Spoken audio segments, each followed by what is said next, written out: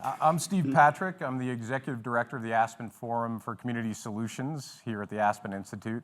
And I'm not going to tell you anything else about our work, but I'm going to encourage you to go to www.aspencommunitysolutions.org so I don't have to do a pitch, but I can still tell my chair, Melody Barnes, that I told you about our website.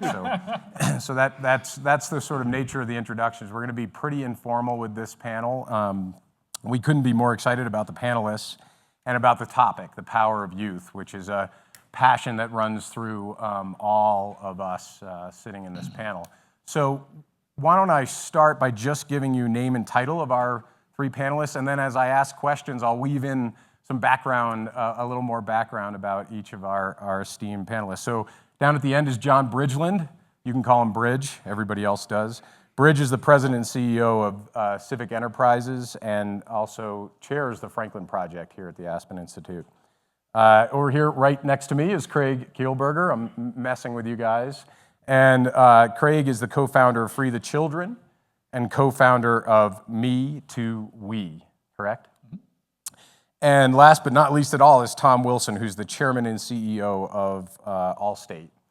And the topic today is really about this incredible momentum that we see in our communities, in our country, in fact, in our globe, around youth engagement, around the power that young people are seizing every day to make an impact in their own communities and in the world. And we're going to hear about the momentum that's building in that space.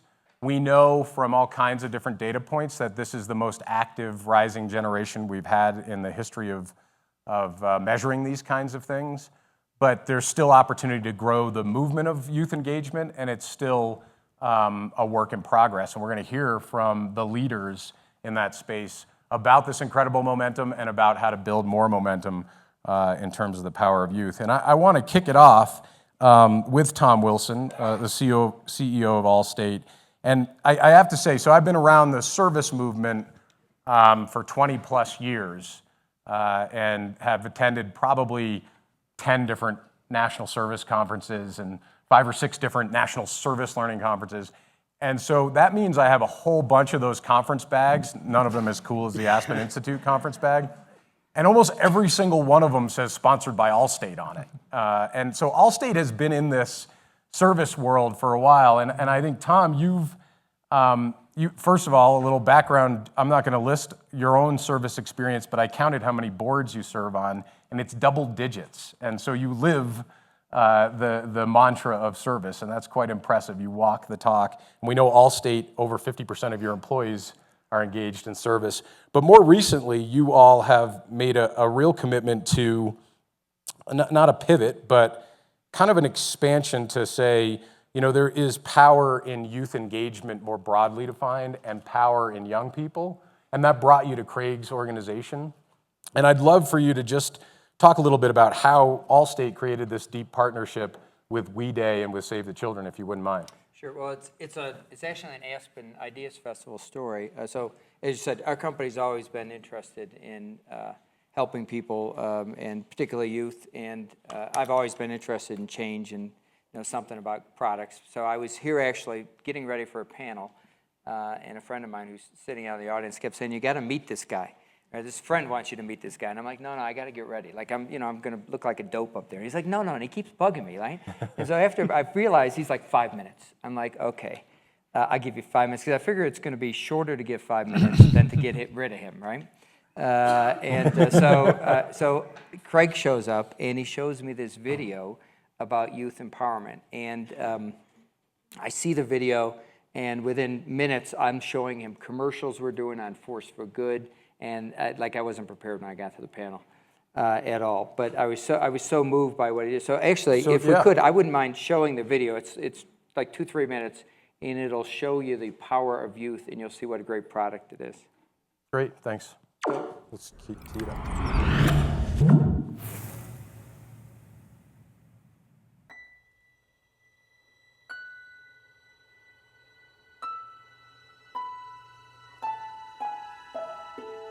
Born out of a dream, two brothers, fueled by the desire for change, by the hope that the world can be a better place. They called it We Day. born out of a dream. A call that brings a generation together for all issues young people care about. More than an event, it launches a year of actions for social change. You can't buy a ticket to We Day. You earn it through service. Tens of thousands in attendance. Hundreds of thousands watching online. Millions watching on TV. Born out of a dream. For us to be better. For the world to be better. Youth is not wasted on the young. We Day is our generation. We Day is the movement of our time.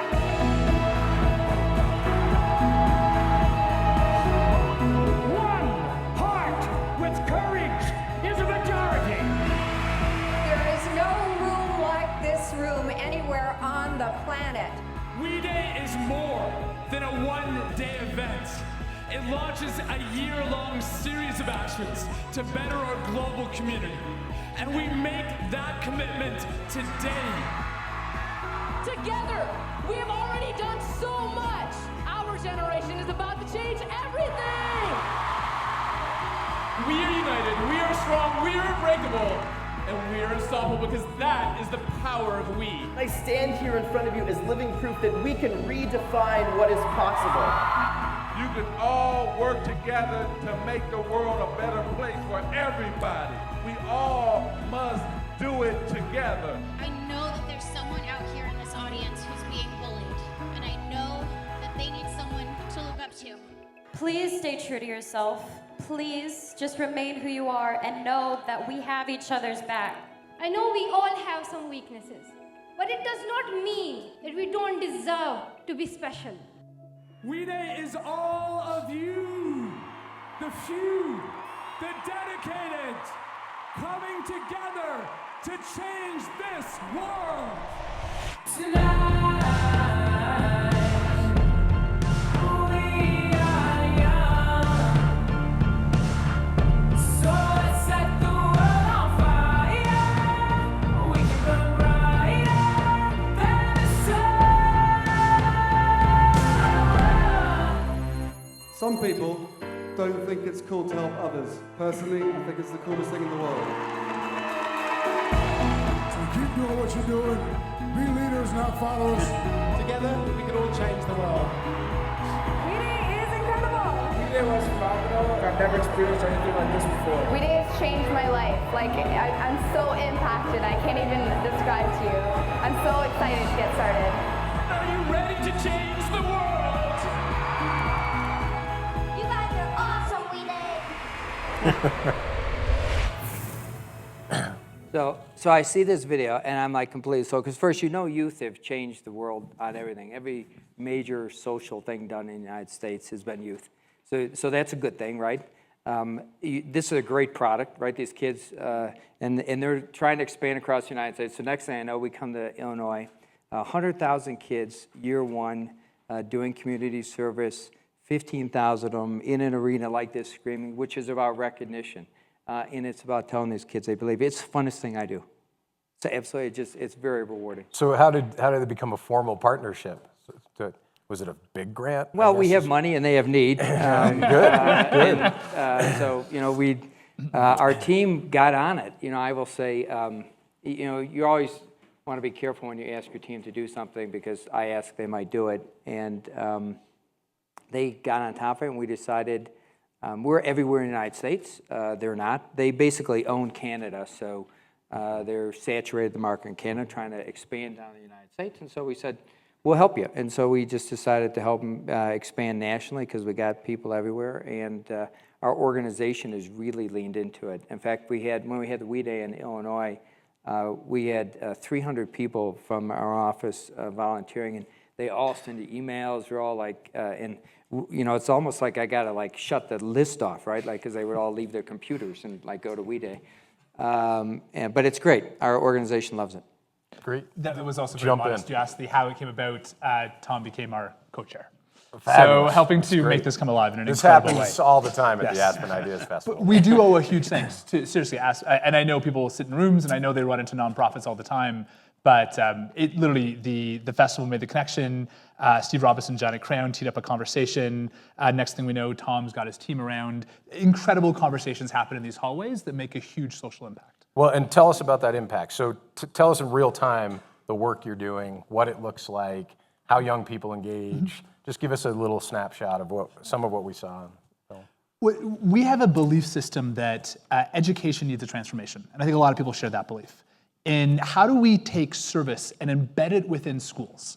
So now 10,000 schools run our program, where the life skills that you develop through service set you up for success for the rest of your life.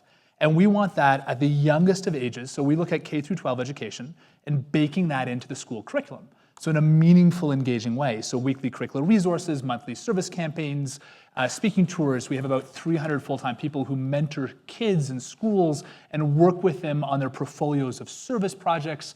And so about 2.3 million students in Canada, the US, and the UK engage in these incredible projects. And of course, they're benefiting 1,000 different causes, but the life skill development, that's the critical part. The critical thinking and public speaking and deeper engagement and understanding why what they're learning in school is more relevant, and the real world skills of how what we learn in school of just memorizing a fact or stat isn't relevant today when you've got Google. So how do you instead have a self-directed student learning project baked into curriculum? So we do this, and then We Day is the culmination. So about 2.3 million students take the program, and you've got about 200,000 who physically come to 14 stadiums every year, and we celebrate their service. And we get to amplify and celebrate. It's about 1 in 10 kids are in the tickets to this incredible movement of youth. Wow. And is there no end to what scale might mean for you guys in terms of your vision? I mean, the latest partnership, and I saw David Coleman in the hallway, and I know he just finished, an interesting initiative were just launched at We Day, Illinois, where Tom brought together with the Allstate team and made that region possible.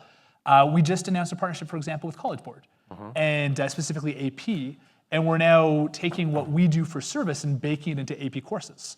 And so we're starting with about 600 schools across America, and the idea you take something like AP Biology or AP Human Geography or AP Math, Physics, et cetera, and to add a service component of you have to engage with a research project to deepen your understanding of that cause as it relates to the course, a service component, and then a persuasive communication component. And we're starting this with 5 AP courses, 600 schools. The intention is to roll it to all the AP courses, looking at 24,000 high schools. And for us, why we get excited about this is, we're starting with AP, but we want to roll it to much younger grades. And it's leveraging the infrastructure of schools, where we've got kids, we've got teachers, we have this ability to ensure that we're not only achieving great skill development, but, and as Tom phrases it, we just went for a walk today, a redefinition of what it means to be a citizen. And from the youngest of ages, raising kids to find causes they care about and to know how to make an impact on those causes. Great, that's exciting. I want to come back to what those kids look like, and also I'm going to not ask the question about alignment with Common Core and turn to John Bridgeland instead. But we can come back to how do you integrate service into the curriculum, because it becomes challenging in some contexts. Bridge, so I didn't do a great job of introducing Craig, but you should look at his bio, because it's unbelievable what he's accomplished at a very young age. And how many books have you written? About a dozen. A dozen. Yeah. So just take a look at his bio, and that's enough said. 10 different boards, a dozen different books.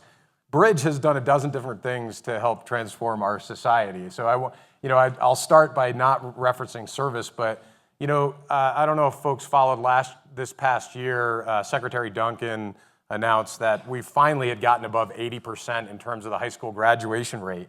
When I heard that announcement, I said, thank you, John Bridgeland. And that's the kind of work Bridge has quietly done behind the scenes to help build the movement with America's Promise, with a whole host of organizations to actually elevate the issue of high school graduation in our country, and then to actually help enable metric change.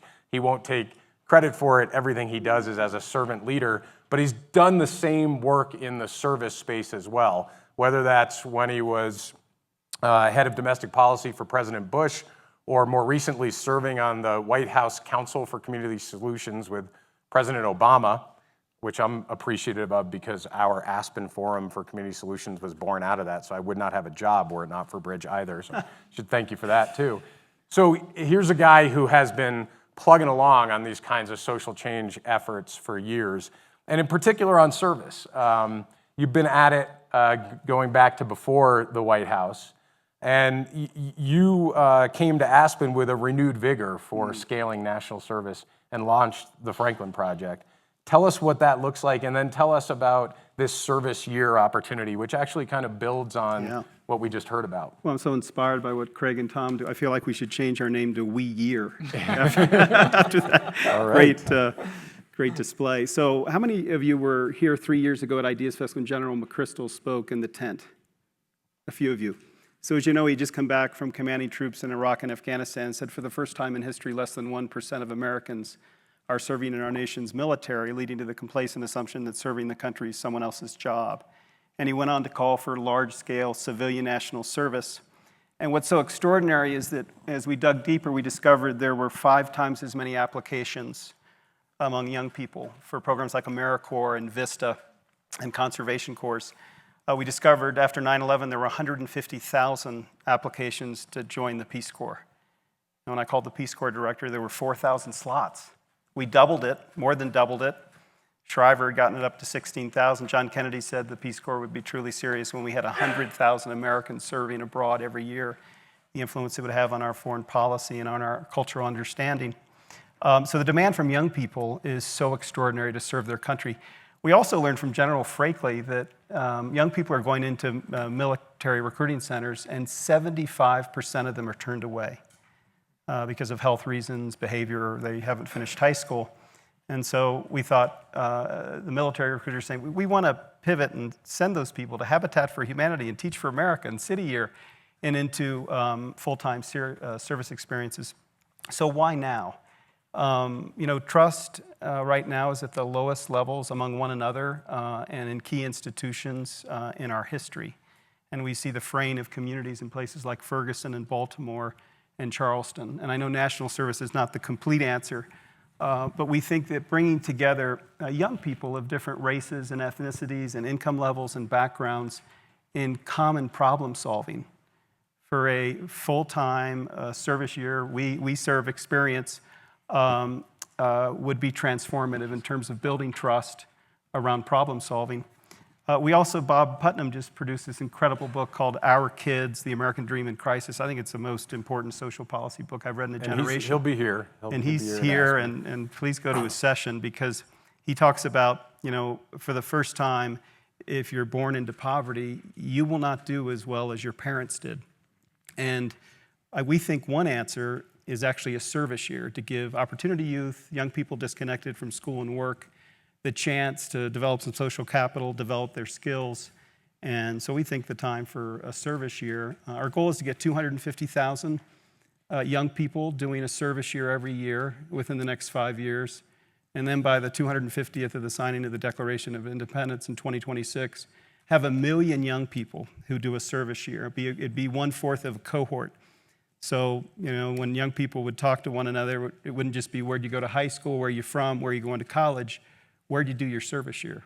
Well, Education Corps, Chicago, Conservation Corps, Grand Canyon, and create this spirit and the culture building on We Day to make We Day, We Year, and to really institutionalize it in ways that we think not only heals our broken citizenship, but helps solve critical problems like the high school dropout epidemic, conservation of resources, and even reintegration of veterans.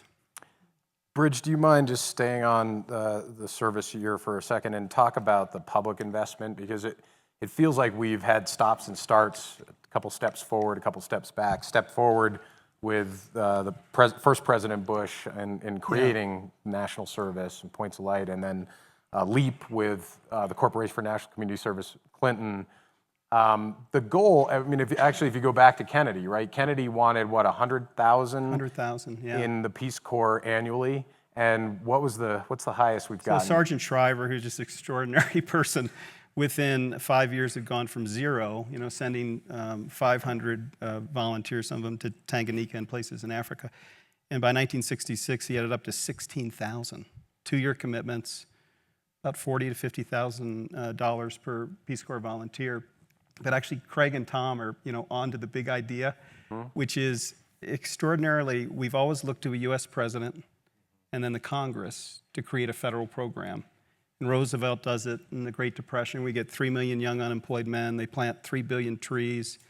84 million acres of land preserved, which is the acreage of our national park system today. I mean, did remarkable things. So last time we had the military involved, a young George C. Marshall actually organized 33 Civilian Conservation Corps camps. So we feel very privileged to have as our chair Stan McChrystal and the military leaders who are emerging around this to bring kind of the military integrity and organizational skills. And also the kind of nudge to the culture that everyone has an obligation to serve. And then every president since Kennedy, Peace Corps, Vista under Johnson, both Bushes had significant service initiatives. Bill Clinton with AmeriCorps, and Obama signs the Serve America Act into law. Which you worked on. But the big strategy and the big idea here is actually to go to the country and to say there are 829, Jay, as our executive director, has identified 829,000 nonprofits that actually have sufficient resources and staff to create service year opportunities. We just did a challenge with Lumina, and 215 colleges raised their hand and said, we want to create service year opportunities. And so we think that they would be certified in the service year exchange. So we want to unleash the energy of cities and states and nonprofits and colleges to support this big experience for young people. So that's fab. So you're going way beyond AmeriCorps. Yes. But AmeriCorps is the biggest funder right now of a service year. And just to close out the policy through line, what's the number right now that we can? So currently we have about 80,000 AmeriCorps positions. When you add in Peace Corps, it's another 8,000. And then Jesuit Volunteer Corps, Conservation Corps, some non-AmeriCorps programs. It's about 100,000 Americans who have opportunities to do a WE year. So it's a great strategy. Take that core. We need to grow that, and we'll make the business case to both the presidential candidates once we know who they both are. Yeah. But at the same time, you're trying to harness and crack the atom in other places. This college play is a great one. Right. It sounds like you figured out how to crack an atom in this work. Allstate's cracked the atom of volunteer service across their, how many employees? 38,000 United States. Yeah. So there's momentum in other spaces. I think it's a brilliant strategy, Bridge, given that doesn't seem like a lot of policy flowing through Congress at the moment. One other thing just to highlight that Craig mentioned was also a service year translates into course credit in college, and then badging and credentialing to capture those skills that you just outlined, so that employers actually look at that person's service experience and says, we value that, it's credentialed badge, and there's the labor market pull for a service year. So you're going to try to badgeify the experience, Yeah. which then becomes something employers would grab at, and a credential. And how far along is that project? Because that could be a game changer. Really early. The Joyce Foundation just made a big investment. We're working with the National Association of Manufacturers, more than 200 employers who are employers of national service, and they're looking at, could we give a preference to young people who've done a service year, just like they do for veterans. And again, we think those systemic changes along a pipeline make it a pretty systemic effort. Great. And I don't want to stay on the public sector. I see you've got a lot of great ideas beyond it. But the goal for the Serve America Act, which did pass in a bipartisan way a few years back, was to get to 70, how many? 250,000. And Yeah. Ted Kennedy and Orrin Hatch, very different wings of two different parties, came together. Hatch had done a Mormon mission in the Great Lakes for 2 years. He was the first person to call me after 9/11. The second person was Ted Kennedy. And after they passed the Serve America Act, Kennedy called and said, remember my brother talked about passing a torch? Well, we really blowtorched this thing. It was kind of an exciting moment, and he certainly, the bill was named after him. Yeah, it got renamed.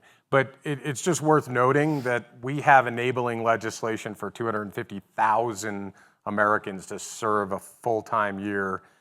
For a lot of those Americans who hadn't gone to college, those AmeriCorps Ed Awards include a $5,000 opportunity to pay for college post that year of service, so it can be part of a pathway for those young people. But we haven't gotten the financing for it. So it's just worth noting that it's almost there. The biggest hump got over to get the legislation passed. Now we just need to get the funding to flow, and it's a real opportunity. I know you all are involved in a sort of international awareness. Can you just talk about how a service year in America can create a greater sense of global connection in the same spirit of of what John's worked on? Yeah, absolutely. If I can just take one step back, though, in listening to the conversation going back and forth. Sure. I know on the legislative issues and in pushing that with Congress to get them engaged in funding the years of service, one of the most interesting things I also see is the private sector stepping up in just extraordinary ways. And I just want to do a shout out to the private sector in this sense of what we do, for example, our programs, 63% of the schools that run our programs are Title I eligible. So it's fully free for all the schools that run them because of groups like Allstate. And so I think that there is certainly a government requirement, but I think that there is a great role here for companies who are, and you mentioned a comment that Blair from Starbucks was next door in your last panel, having a conversation on how companies are looking for skilled workers.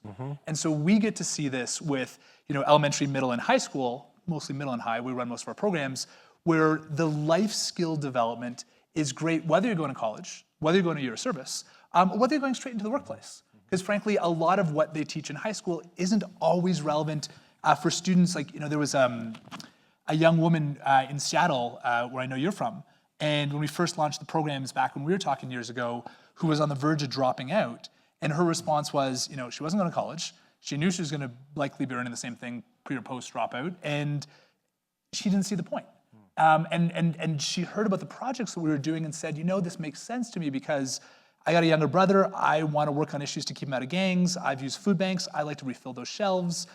She was a Hispanic American. She had a family back in Latin America. She wanted to help support them and get her school involved.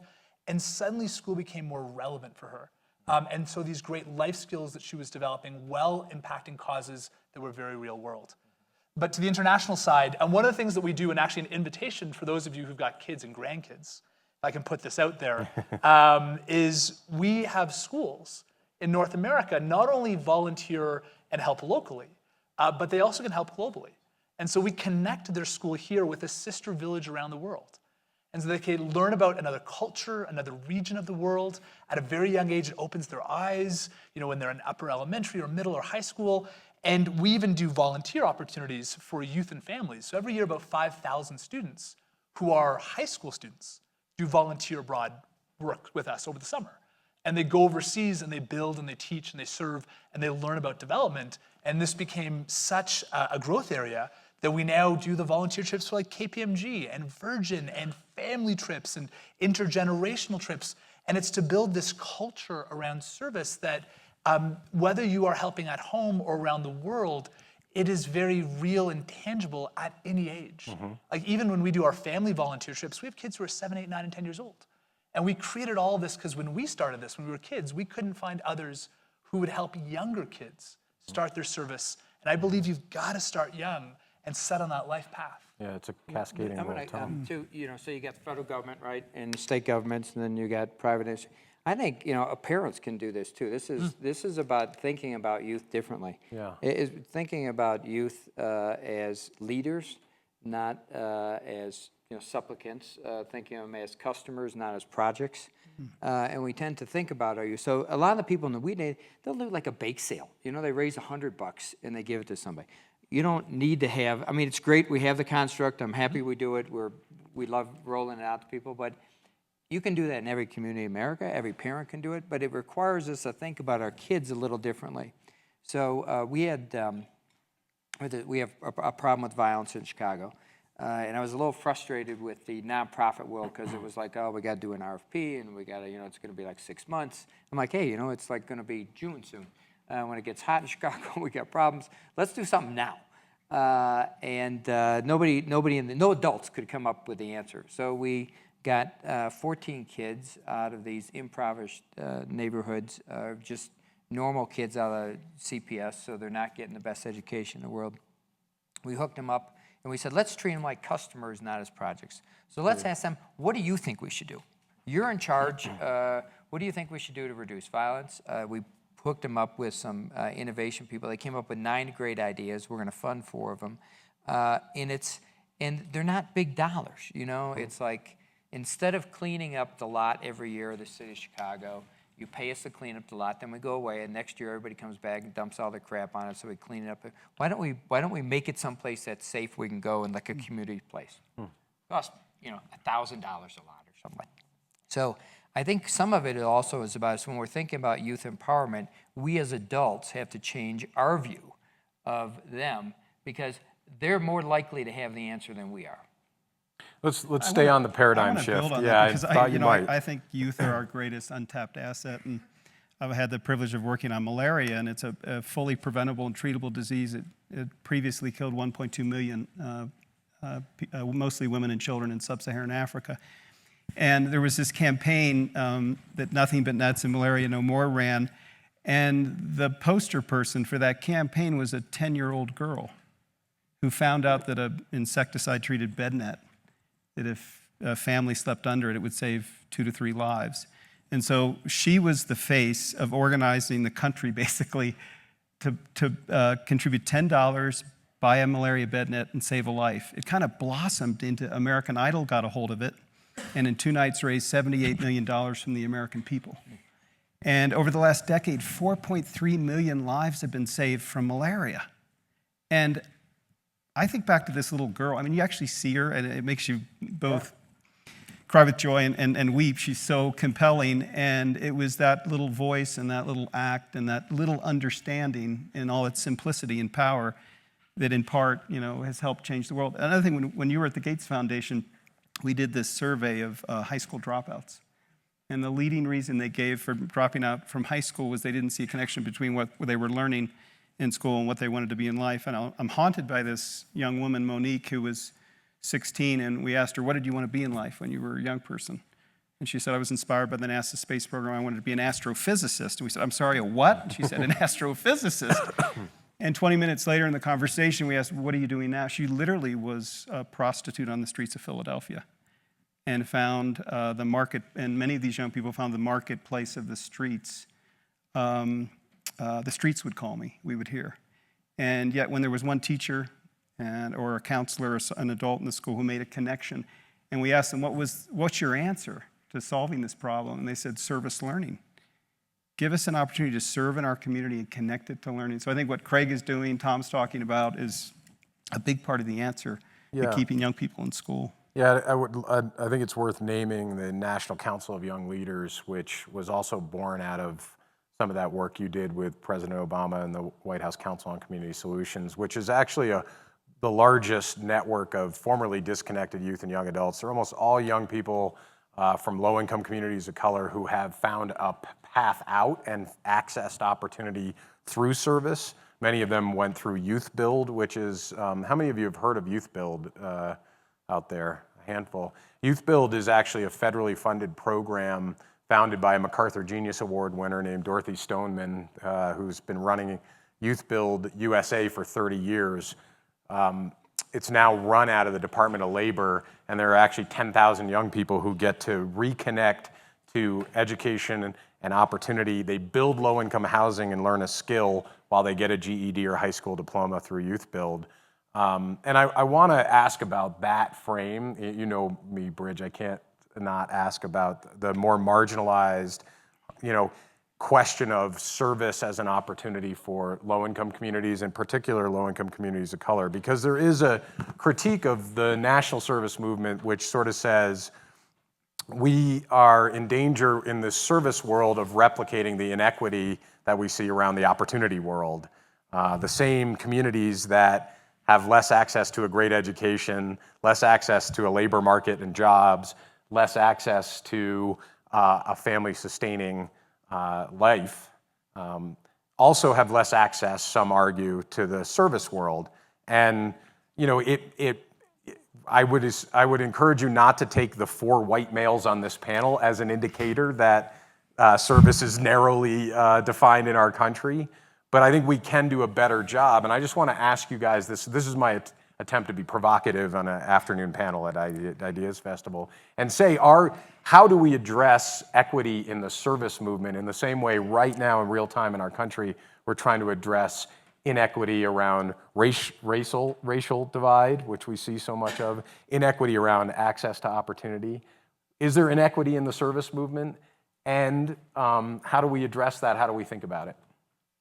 Happy to take a swing at this. This is where I gotta admit, I get pretty passionate and very excited, so I'm glad you asked the question. I didn't know you were going to, but I'm thrilled you did. Yeah, good. So again, going back to the fact that 63% of the schools that run our programs are Title I eligible, because so often service should not be a privilege, given the fact that so often young people are seen as problems to be solved rather than problem solvers. Like, this is why we were so happy when Allstate stepped out, because in Chicago, for example, CPS, we had over 400 schools in mostly CPS schools in that region, plus another 200 in the surrounding regions, and in community groups like Boys and Girls Clubs and church and various religious institutions put up their hands, disproportionately marginalized youth. I can do a shout out to a guy who's sitting here in the audience named Dr. Jason Saul, who's with Mission Measurement, who Allstate and others have hired to measure the impact of the work. And there was an interesting study that they just released that came out. He's a faculty member at Northwestern, and looking at when you give to youth in our program and the output as a result. And so if we look at a young person who from a typical middle class background or a youth at risk, so a dual family income if it exists, less than 50,000, or a family member who didn't complete high school, or a Title I eligible school student, we found that actually the outcomes in skill development were greater for the at-risk youth. Meaning that the impact that we could have with precious service dollars, if you're going to bring service learning into schools, disproportionately, we should be putting them in at-risk communities, because those opportunities often don't exist for students at risk to have those type of opportunities. It's when we look at like the pricing to put service learning, and we're just one of countless groups, it's about $2,600 to make it come alive a year in a school. That's about $40 per student. When you actually look at it, it's nothing. When you actually look at the impacts in service, skill development, and social output, last year alone, just the students in our organization achieved $65 million in social output for the community in the dollars they raised, the hours they logged, and the food they collected for local food banks, just those 3 metrics.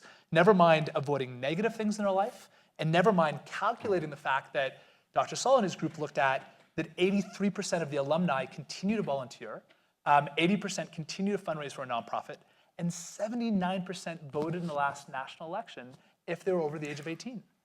And so in getting a kid fired up from an at-risk background through service, it's actually one of the greatest interventions that we can do for youth at risk. Allstate did that, and that made it huge in Chicago. I think first in this land of budget cuts, and the governments are all poorly managed their fiscal position, and they're all out of money. So if you're going to cut anything, they cut those kinds of programs. And so that's why we started to lean into the underprivileged areas. And so it's there. I think some of it also is changing the way we think about the kids in those areas. So when we got started this, we called it Youth Shout Out, these kids who came up with these ideas. It was interesting. They thought we were kidding. They didn't think we were going to listen to them. They never thought that we said, we're going to put your stuff on, we're going to bring 250 people who are all nonprofits to hear your ideas. They never believed it. I talked to them the day we were going to do it. They're like, to be honest, we never thought you'd come through with this because we didn't think you thought our ideas cared. So some of it is also about changing our lens. Again, like, yes, it helps. They'll do better. But they can take us to a new place too. So we have to not just say, oh, we got to fix all those kids. What we got to do is free them up, give them a little help, a little encouragement, believe in them, and they'll help lead the way out too. Yeah, I love what you did with asking them and then implementing those projects they recommended. I mean, there is this mantra of nothing about us without us that's coming from a lot of these young people right now. And I think you're on the cutting edge of that. Bridge, anything you want to say about the equity question? I'll follow anything. And then we're going to open it up. Bridge, Love your passion about it. I'll follow anything you want me to do.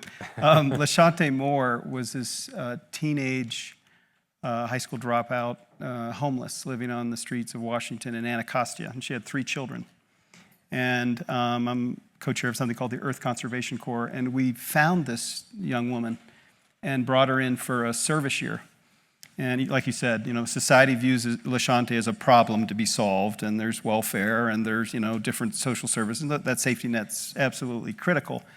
But she has a lot of potential. And so she became part of a team in Washington that brought the nation's symbol, the bald eagle, from Wisconsin back to Washington, D.C., because the pollution of the Anacostia and the habitat loss had basically removed the bald eagle from D.C. for many years. And so these young people, including LaShante, again, had been a teenage mom, homeless, on the streets, high school dropout, released the first pair of bald eagles. And today they fly in Washington because of this little group called the Earth Conservation Corps. And then when you go up from that, and now she's the youth director of the Earth Conservation Corps and inspiring young people in the community. There's 6.7 million 16 to 24-year-olds in the United States who are disconnected from school and work.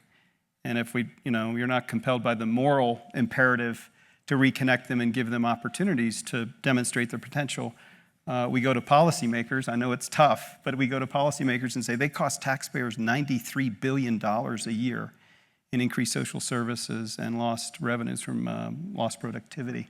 And Steve is modest, but Steve's been leading the national effort at Aspen to kind of reawaken businesses and nonprofits and even the government to care about these opportunity youth and to give them opportunities like LaShante had. So hats off to you. Yeah, so I think service can be a real pathway. I think let's see if you have a question there, the mic runners, if you can start to roll out, and we'll show of hands if you have a question. But, I want to just go back to the private sector piece that we were talking about earlier. And I think the expanded definition of service and the actual youth voice piece of what you all have introduced in all of your work is so critical. There is a need to message this in a different way, I think, in the communities that we care the most about and when we care about access to opportunity in America. And I also think it's worth recognizing that we often start with service in the context of Tocqueville and the sort of coming together to build barns and we forget that we sit here in the land of the Ute tribe, and there are some traditions of service that predate even a Western notion of it that we can build on in our country. So the more of a big tent and the more we're actually creating this sense of folks who are working on self-reliance and that it's a community serving itself is the goal versus doing unto others through service, that's the goal. That's what I think you did in Chicago. How do you make this case to your shareholders? How do you make this case across your company that we need to be so invested in this, that this helps our bottom line? And how do we encourage other companies to do what Allstate's doing?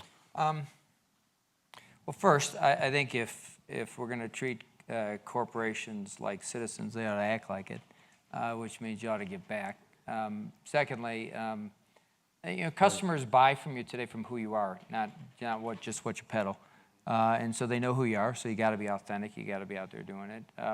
We've integrated it into our employee and agency value proposition. So, you're always out. I try to think of a lot of people like customers, like kids like customers. I think of our employees like customers. We're selling them a job. That job comes with some money and an opportunity to do something. They pay us with their passion and their commitment and their intelligence. And so if you think about that, well, part of what we're selling to them is an opportunity to make a difference. And so we tie it together with what we're trying to do. And as long as we're doing a good enough job for our shareholders, making money, they're fine with it. Obviously, if I fail, it isn't going to be because we spent X amount of money on nonprofits. If I fail, it'll be some other big mess up I've made, which is always possible.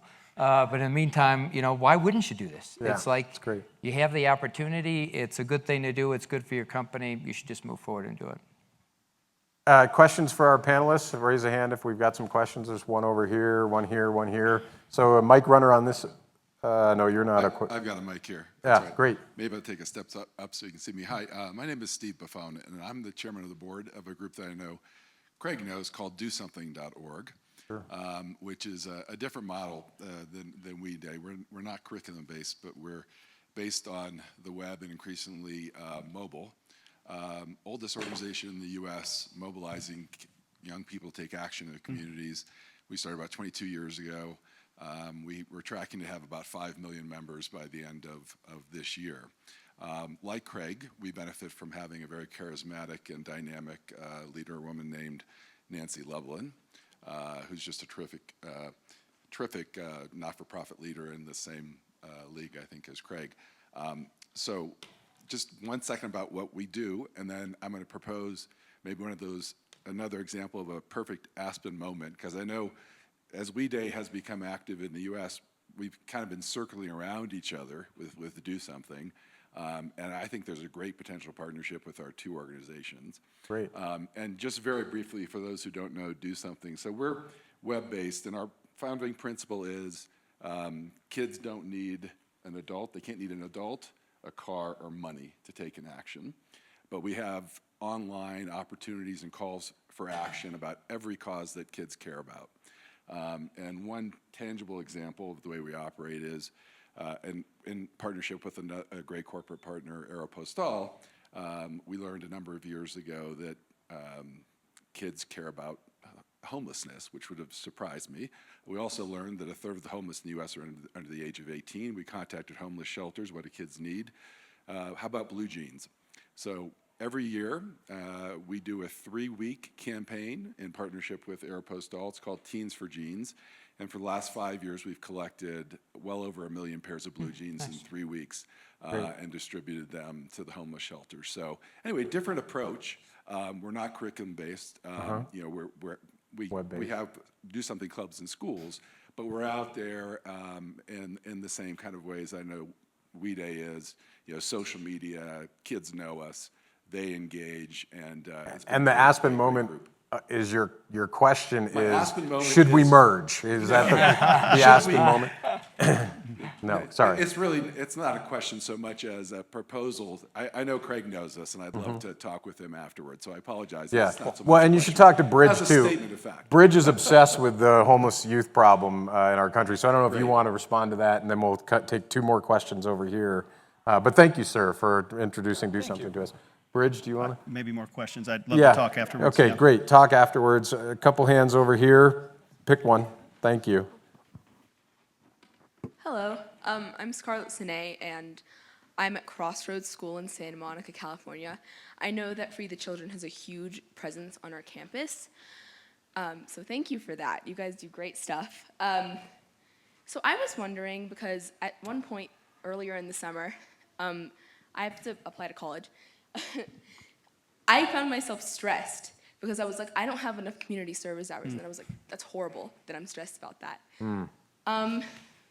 Is there a concern over the intent of community service? Maybe it's just a problem in my little bubble, but I know it's kind of used as a tool in some areas. So I just wanted to raise that. Is that something that you guys think about, talk about? Great question. And, you know, I think, well, I'll ask a follow-up, but anybody want to, you should start, Craig. Yeah, you know, it's interesting. One of the reasons why we love the new partnership we've done with AP is to look at the question of how do you shift community service from being something that's a list, and it's very difficult for a college registrar to weed within that list. And often that list is, to your point, disproportionately benefiting youth who maybe have had additional opportunities in their lives to build their community service. Maybe they haven't had to have a part-time job, or maybe after school they've had a lot of support. And so the question that we want to explore with them is, how do you take more of this and embed it within school time, which is a little bit more of an equalizer. Now, we're starting with AP and then rolling out to all schools that may or may not have AP as part of that. But looking out, you know, I think the heart of the question that you ask is, how do we, A, make sure that it is an equalizer, B, see it as something that isn't just check marks on a list.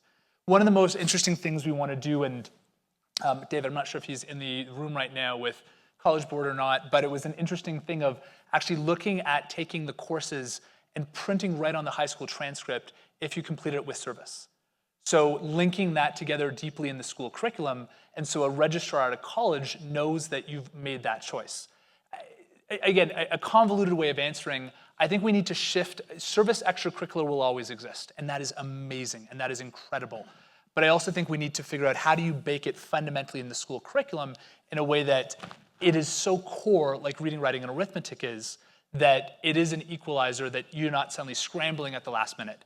The final thing I'll say is, so I'm from Canada. I know I spend more time in my states, but I'm from Canada. And in Ontario, my home province, there is a requirement to graduate high school. Doesn't matter if you're in a public school, a religious school, a charter school, every student must do a minimum of 40 hours. That is a requirement, and so it creates also a great equalizer in many ways when the programs around service are served up to your school just like you would with math and science. There's always around equality in school questions, but it fundamentally is something that is more equal. And didn't Maryland have mandatory service? They did, actually. Kathleen Kennedy Townsend put it in place. You had to do 50 hours of service in order to graduate. And I get your point. It's interesting because community service is also in the penal code.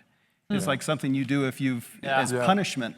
And what I love, and David Coleman is such an inspiration, he talks to a lot of college admissions officers, and what they tell us is they're not looking for the list. They don't want to stress you out and at the last minute, do 40 different kinds of community service.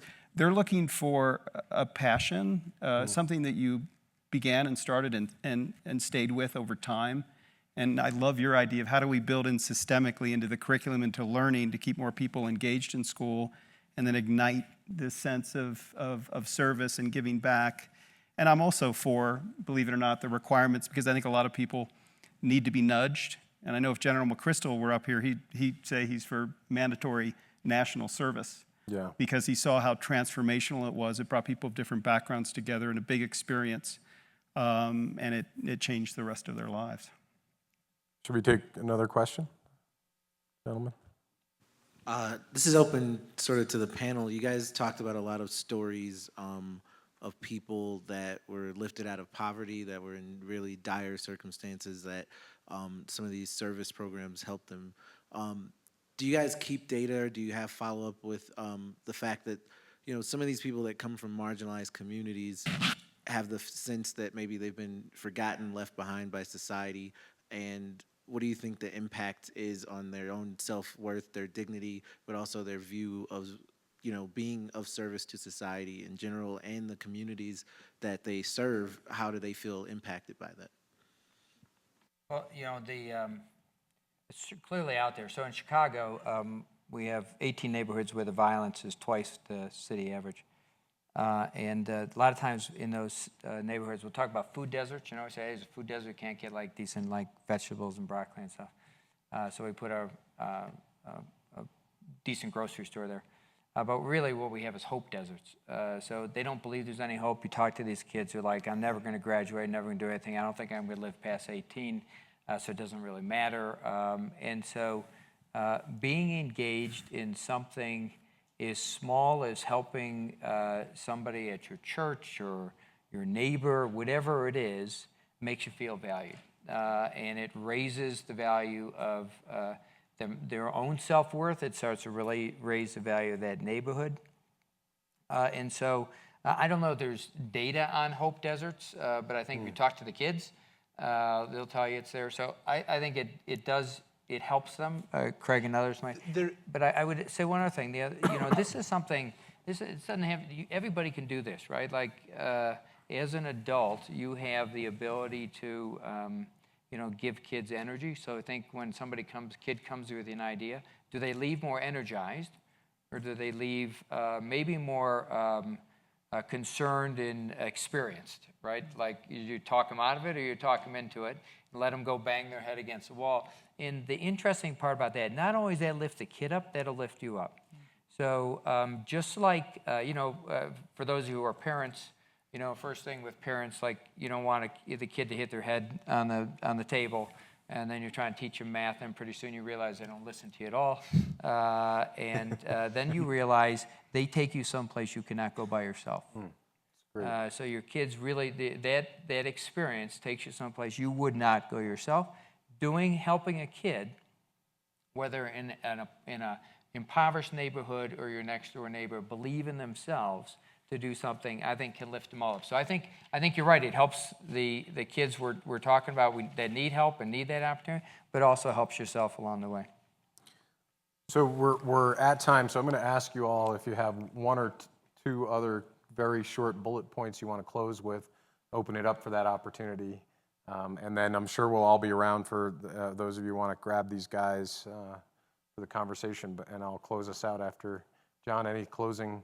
So we've had this tradition since the founding in igniting citizens to serve. When Jefferson penned the inalienable right to life, liberty, and the pursuit of happiness, he was actually talking about a happiness that we help one another to achieve, not just an individual right. And I think kind of rediscovering that sense of what citizenship really means, whether it's someone in poverty in Anacostia or Chicago, or it's someone who has, has a home in Aspen and wants to dedicate a year of their lives or more to service. I think it's critical that we create more opportunities for young people. One, believe in them. Two, arm them with information about the public needs, and then let them go, unleash their energy, and ensure that whether it's volunteering a few times a week, whether it's doing a full service year or more in Akron or in Rwanda, that we create a culture in a sense that giving back is who we are as Americans and part of a rite of passage into adulthood. Any final thoughts? Just believe in the kids. Yeah, great. That was better. I think you said it, but I'm not that eloquent. Fifth is powerful. The final, so I love the Aspen Ideas Festival, and I think there's a lot of times where we sit and we hear fabulous ideas or new science, or we walk out going, that was really interesting, and then we kind of leave. And the humble thing I would say is, this is one of those things that everyone here, it can relate and connect to your life.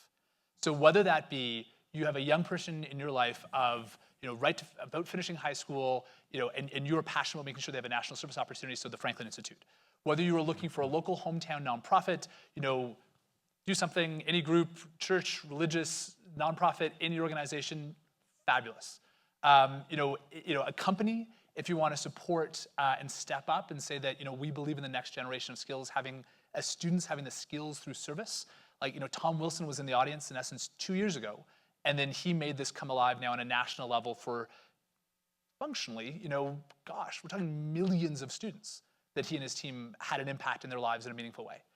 This is one of those, whether it's your own children, your own grandchildren, this is one of those panels that hopefully you walk away from and saying, in some way, you can get involved in a meaningful way. Great. I can't be creative enough to have a pithy, perfect summary like Tom, so I'll quote two people in the spirit of Tom's point. One is Gandhi, who said that service to others is the only means to self-actualization. I wonder how he would respond to all the technology that gets in the way of self-actualization sometimes. But so everyone deserves a fair chance at being self-actualized. Service to others is the only means of self-actualization.